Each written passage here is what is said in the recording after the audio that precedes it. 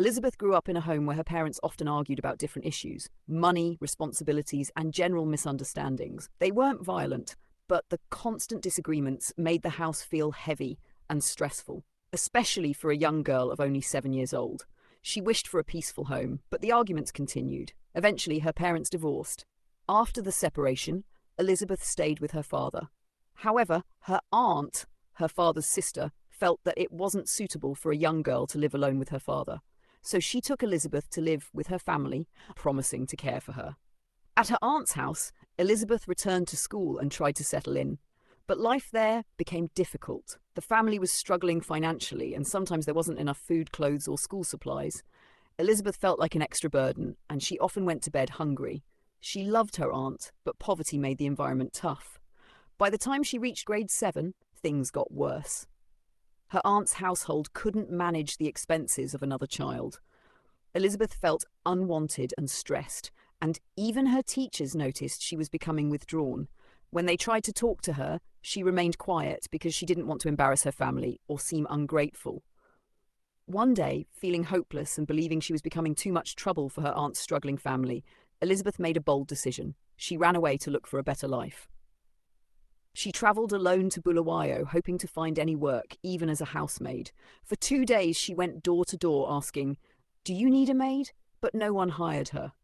At night, she slept under a bridge, hiding so people wouldn't see her. Mosquitoes bit her badly, and she had nothing to protect herself. But she kept going, believing that tomorrow might be better. Her luck changed on the 3rd day. She knocked at a home where a young couple lived with their baby. After hearing her story, they looked at each other and said, "We actually need help in the house. You can work here." Their names were Mr. and Mrs. Smith. From that moment, Elizabeth's life began to improve. The Smiths treated her kindly and respectfully. They gave her a safe home, proper meals, and made her feel like she mattered.